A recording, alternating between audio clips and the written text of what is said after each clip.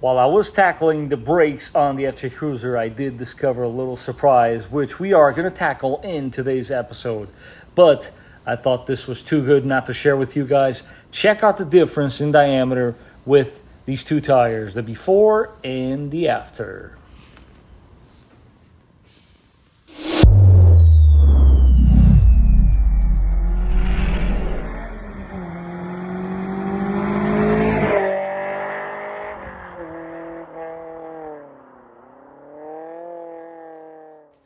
As I'm sure you guys know, on the last episode, I left you guys off with a little surprise that had happened to me, which was the FJ Cruiser yet again had another issue.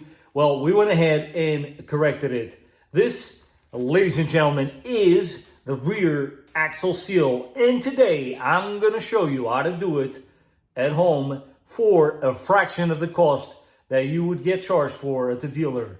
Ladies and gentlemen, welcome back to the channel. This is the Vikings Garage, and this is another do-it-yourself maintenance episode.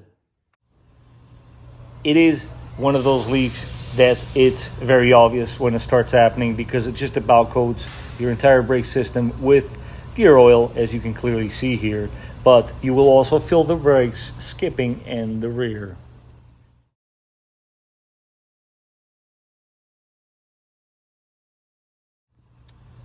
First things first, calipers got to come out, pads, bracket, rotor, and yeah, I'll meet you guys here in a second and I'll show you what you got to do next. As you guys can clearly see here, this was definitely not a very good problem to have. What I am going to do now is clean all this up with some brake clean. Because what we want to do eventually is disassemble the parking brake. Yes, you heard me right. We're going to have to take that apart. But in order to get there, there are four 14mm nuts on the backside that are directly connected to your bearing. You're going to go ahead and undo those.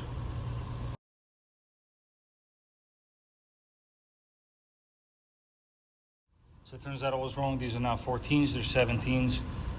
What you want to do next is take that retainer out, and normally you would crack open the brake line, but we went ahead and this is the hack. You cut a little incision on the top there, and that allows you to snip the line out. Next step is let's get this ABS sensor out, and I'll meet you guys here in a second and we'll see what's next. This is of course looking a little less greasy than before. But like with everything else, how long do we want to be cleaning this? It's completely up to you. I am good with the results so far, so let's continue.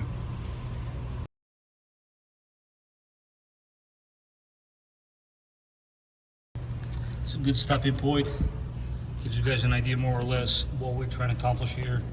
We're trying to go over there. Obviously to go there, you need to get this axle out of the way. Now, our next obstacle is the parking brake. I'm going to show you guys a hack. Normally you would have to take it apart here and dismantle the whole thing so you can pull this out and the cable stays there.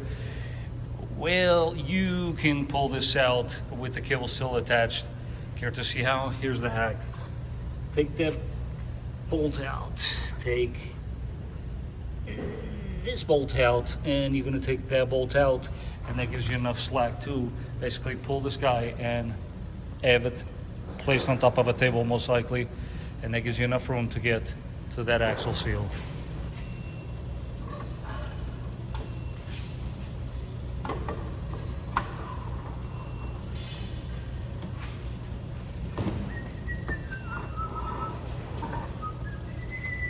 Nice and gentle, and down you go.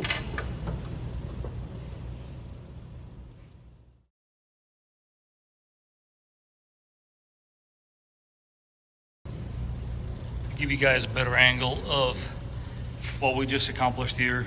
It's totally doable, as you saw. Just keep in mind, it's going to be very greasy, slippery, and this is basically what we are replacing right here. Tool to remove it. This is your axle seal spooler. Excuse me, it's been a long day. As far as the seal itself, there's your part number. This is what it looks like. Now, yes, we have the tool that goes over it, exact diameter as the seal, but let's face it, do you really need this tool? For those of you at home that don't have all these specialty tools, here's a little hack. Find something at home that fits this diameter, and at your own risk, or I should probably say with a little bit of finesse, you can work this back in. The key here is, of course, to always duplicate what you see. So you see how deep you gotta go with it, which is very easy to tell because there's a bit of a edge.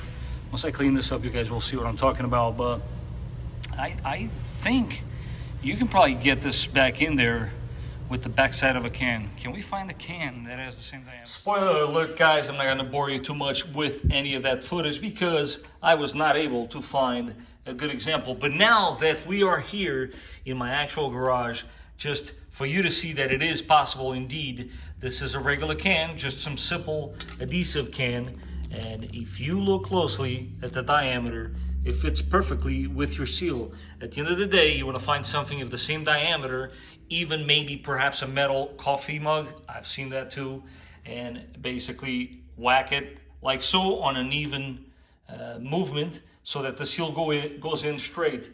Again, not all cans work. I wouldn't recommend going with that one because it's touching too much on the inside portion of the seal, but you can totally do this with one of your cans at home.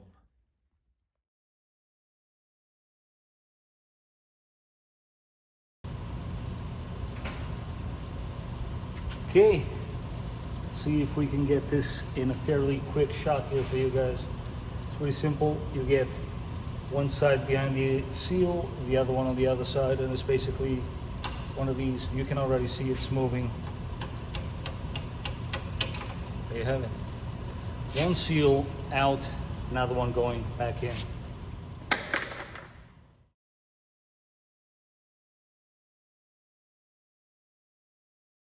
There's a little close-up of the actual edge I was referring to. Your seal is basically going to be flush with the sledge, of course, in a uniform fashion, flush and horizontal, as even as humanly possible. Check it out. Get some grease, outer edge of your seal, place it evenly as you can. Grab your tool, coffee can, whatever, and nice and gentle. Again, remember, it's not a race. Take your time.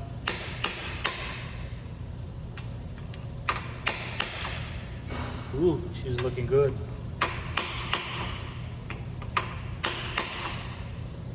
Getting there.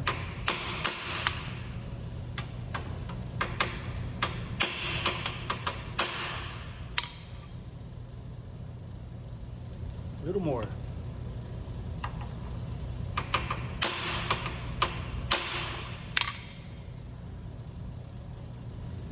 You can see, takes a little bit of finesse. That's it. She's in. It's basically what you're trying to accomplish. It needs to be flush with that little race there that I showed you guys before. And she's good to go. This is basically now you're gonna reverse everything you just did. But as you guys can see, this is something you can totally tackle at home. Again, make sure you have enough time to do it. Don't rush through it, and I'm sure that the end result will be perfect.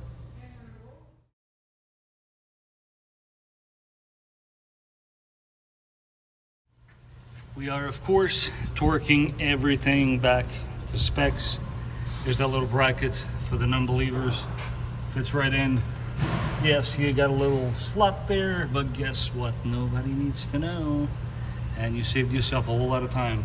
But let's not forget also parking cable brackets. Let's get them all zipped up.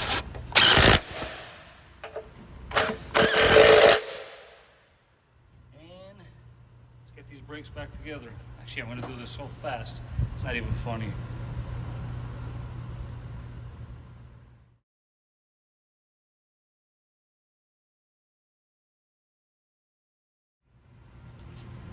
Clearly, guys, do not forget to fill back up your rear diff with your gear oil of choice. As you can see from the stain here, my gasket was also leaking, so no playing around this time. Brand new gasket, and let's go ahead and correct the situation.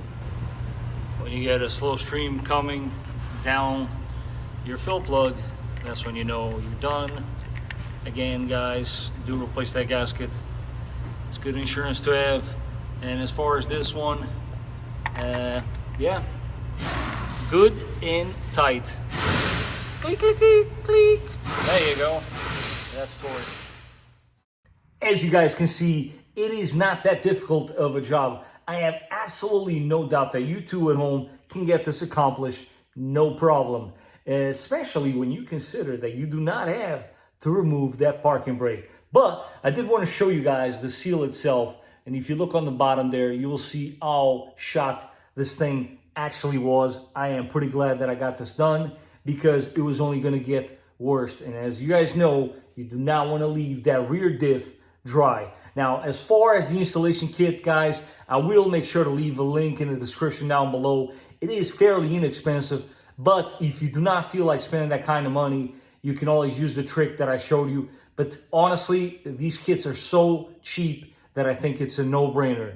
As always, guys, if you found this maintenance video to be useful, do not forget to smash that like button. If you haven't done so, don't forget to subscribe. And I will catch you guys on the next one.